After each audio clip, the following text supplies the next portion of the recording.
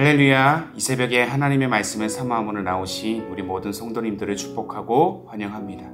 오늘 우리에게 주신 하나님의 말씀은 마태복음 13장 1절부터 17절까지입니다. 본문의 말씀을 제가 봉독하겠습니다.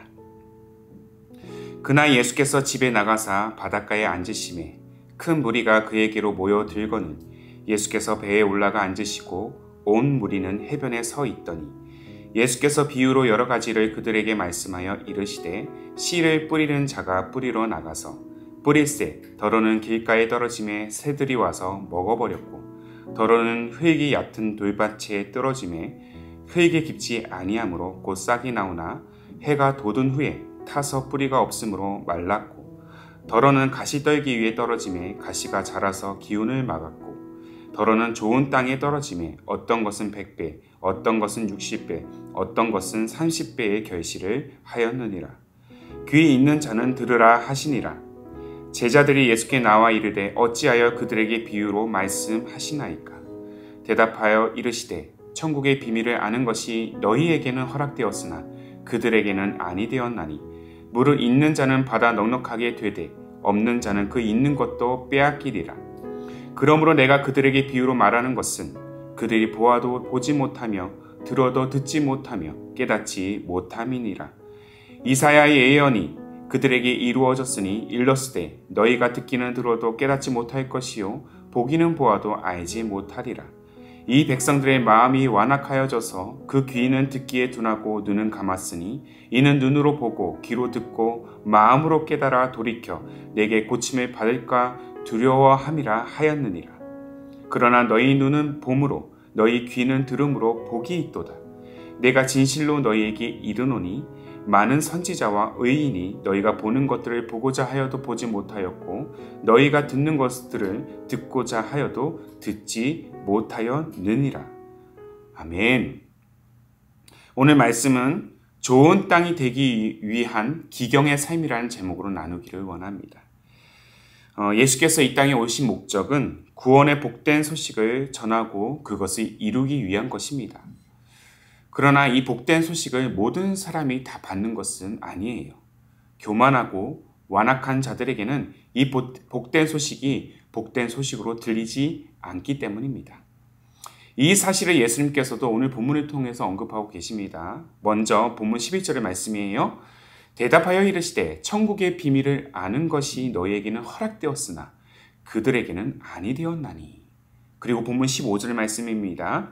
이 백성들의 마음이 완악하여져서 그 귀는 듣기에 둔하고 눈은 감았으니 이는 눈으로 보고 귀로 듣고 마음으로 깨달아 돌이켜 내게 고침을 받을까 두려워함이라. 또한 이 두 구절 사이에서 예수님은 이사야의 예언을 근거로 완악한 자들을 향해 보아도 보지 못하며 들어도 듣지 못하며 깨닫지 못한다고 또한 말씀하고 계십니다. 바리새인과 같은 이 완악한 자들은 종교에 대한 지식은 넘쳐났지만 정작 복음과는 전혀 관계없는 인생을 살고 있는 것입니다. 자, 기독교 신앙에서 이 경험 그리고 지식은 그렇게 중요한 것은 아닙니다. 성경에 대한 지식이 충만하다고 해서 또한 경험이 많다고 해서 그것이 구원의 조건이 될 수 없다라는 것입니다. 중요한 것은 복음을 받아들이고자 하는 이 마음입니다. 가진 것 하나 없어도 내 안에 또 겉으로 보기에 내가 자랑할 만한 그 어떤 스펙조차 없어도 복음으로 받고자 하는 그 순전함만 있다면 분명 우리의 삶은 바뀌게 될 것입니다. 자, 오늘 본문은 씨 뿌리는 자의 비유를 통해서 어떤 곳에 뿌려야 결실을 맺을 수 있는가를 제자들에게 비유로 가르치는 장면으로 이루어지고 있습니다. 자, 씨 뿌리는 자의 비유는 7가지 비유로 구성된 이 감람산에서의 강화 말씀 중 세 번째에 해당되는 말씀이에요. 자, 농부가 가을에 결실을 맺기 위해 파종을 합니다. 파종을. 자, 뿌려진 씨앗 중 어떤 것은 길가에, 어떤 것은 바위 틈에, 어떤 것은 가시떨기에, 또 어떤 것은 좋은 땅에 뿌려진다고 하죠. 농부가 왜 씨를 심지 않고 이 뿌리는가에 대해서 우리는 의문을 가질 수 있습니다. 자, 이에 대해서 간략한 배경을 제가 말씀을 드리자면 당시 갈릴리는 이 화산 폭발로 지반이 형성되어 있어서 우리나라 이 제주도와 같이 대부분이 현무암 지대로 구성이 되어 있습니다. 그래서 농부들은 우리나라의 그런 일반 농사처럼 황토밭을 먼저 갈고 경작을 하는 것이 아니라 먼저 씨를 뿌리고 밭을 가는 농법으로 농사를 지었습니다. 대부분의 그 지면 바닥이 돌로 되어 있어서 거리나 또한 돌밭 또 가시덤불의 경계가 모호했고요. 잘 보이지도 않았다는 것이죠. 내일 우리가 살펴보겠습니다마는 예수님께서는 이 비유에 대한 설명을 19절에서 23절을 통해서 설명하고 있습니다. 결론적으로 예수님은 오직 좋은 땅에서만 계시를 얻는다고 오늘 본문을 통해서 또 내일 비유의 그 해석을 통해서 분명히 말씀하고 계십니다. 오늘날 수많은 영혼들이 그리스도인이라고 고백을 합니다. 그러나 자신을 그리스도인이라고 고백하는 이들 가운데 복음의 열매를 경험하지 못하는 이들이 생각보다 많은 것을 우리는 보게 됩니다. 그 이유는 다 같은 씨앗을, 그 복음의 씨앗을 받았지만 그 씨앗이 각자가 가지고 있는 장애물로 인해서 온전히 뿌리 내리지 못하고 있기 때문이에요. 복음의 열매는 복음의 씨를 받는 마음밭이 고르고 순전할 때 온전히 맺을 수 있습니다.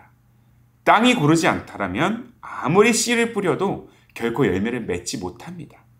그래서 좋은 땅이 되도록 우리의 마음을 끊임없이 기경해야 된다는 것이죠. 여기서 기경한다는 말은 좋은 땅이 되도록 땅 속에 있는 자갈, 돌부리, 가시덤불을 없애기 위해서 계속해서 그 땅을 갈아엎는 것을 말하는 것입니다. 우리의 신앙도 마찬가지입니다. 복음의 결실을 맺기 위해서 우리는 끊임없이 내면에 있는 욕심과 교만 그리고 불신앙의 요소를 제거해야 한다는 것입니다. 하지만 이는 우리의 의지만으로 되는 것은 아닙니다. 세상의 힘은 우리의 능력보다 훨씬 크고 강하기 때문이에요. 때문에 우리에게는 주님의 도우심이 필요합니다. 우리의 마음이 좋은 땅이 되기 위해서는 무엇보다 우리의 인생의 진정한 농부가 되시는 주님께서 마음에 있는 길가에 뿌려진 고집과 우리의 교만, 돌밭에 산재되어 있는 연약함, 가시떨기처럼 얽혀있고 상처만 내는 그 염려와 근심들을 모두 제거해 주시도록 우리 자신을 주님께 맡겨드려야 합니다. 복음을 받아들일 준비를 늘 해야 된다는 의미인 것이죠. 사랑하는 성도 여러분, 오늘 저와 여러분의 마음은 어떻습니까? 여전히 내 마음에 든 것이 많아서 오히려 하나님 말씀에 둔감하여 보고도 보지 못하고 들어도 듣지 못하는 그러한 의미 없는 삶이 되고 있지는 않은지 우리는 돌아봐야 할 것입니다. 지금 내 마음이 하나님의 말씀을 받는 좋은 땅이 되지 못한다라면 복음은 결코 복음이 될 수 없습니다. 오늘 우리에게 주어진 이 시급한 과제가 있다라면 내 안에 있는 교만함과 천박함 그리고 거짓됨을 벗어 던지고 주의 말씀, 그 하나님의 말씀을 총종하는 겸손함과 순전함으로 기경된 좋은 땅으로 회복하는 것입니다. 주님의 말씀을 들을 수 있고 또한 그분의 임재를 볼 수 있는 그 자체가 세상에서 가장 복된 삶이기 때문입니다. 사랑하는 성도 여러분, 복음의 결실을 위하여 하나님의 나라를 향한 온전한 여정을 위해서 먼저는 오늘도 생명의 말씀을 듣고자 저와 여러분의 영혼을 기경해야 될 것입니다. 혹 내 마음의 말씀을 온전히 받지 못하는 방해물이 있습니까? 분명히 기억해야 될 것은 우리 인생에서 하나님의 말씀, 복음보다 더 중요한 가치는 없습니다. 다시 한번 말씀드릴게요. 우리의 인생에서 하나님의 말씀, 복음보다 더 중요한 가치는 없습니다. 말씀이 우리의 생각과 우리의 계획과 우리의 모든 염려와 근심보다 더 크다는 사실을 오늘도 함께 고백하는 그러한 여정이 되기를 주님의 이름으로 축복합니다. 한 걸음 더 나아가 그렇게 우리 안에 있는 이 방해물을 제거했다라면 그 다음에는 하나님의 말씀을 우리는 온전히 들어야 될 것입니다. 예수께서 씨 뿌리는 자의 비유를 말씀하시는 이유는 복음이 이 땅에 도래했지만 복음을 온전히 받아들이는 자가 많지 않았기 때문이에요.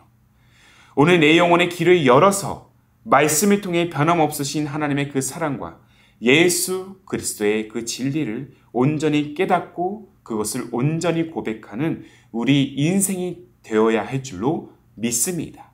아멘이십니까?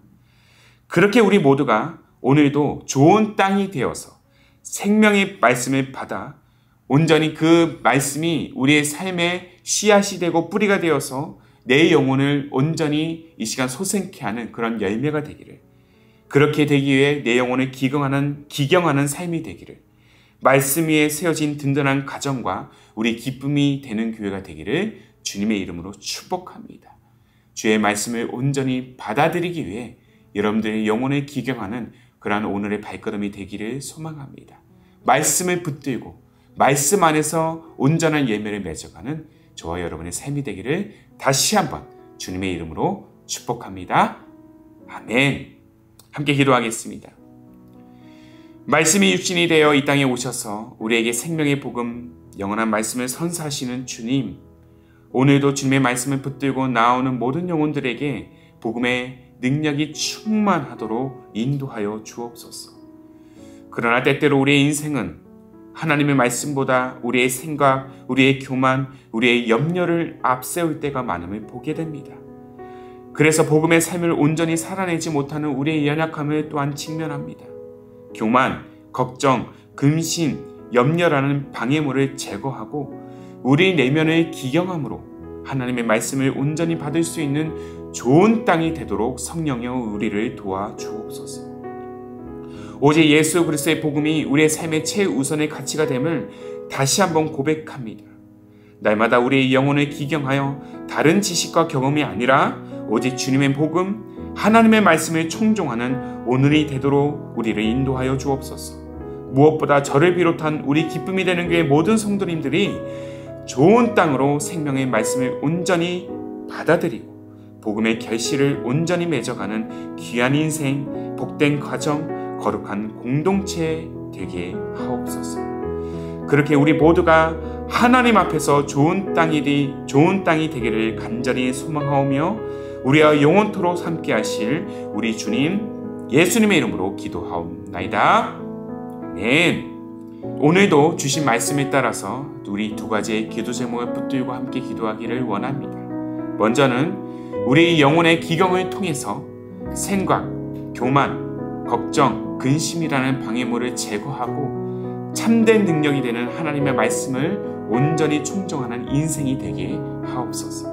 한 걸음 더 나아가 기쁨이 되는 교회 모든 성도님들이 좋은 땅이 되어서 생명의 말씀을 온전히 받아들이고 복음의 결실을 온전히 맺어가는 그러한 귀한 인생, 복된 가정, 거룩한 공동체가 되게 하옵소서. 이 두 가지의 기도 제목을 간절한 마음으로 함께 고백하시면서 오늘도 기도로 하루의 삶을 열어가시기를 바랍니다. 함께 마음을 다해 기도하시겠습니다.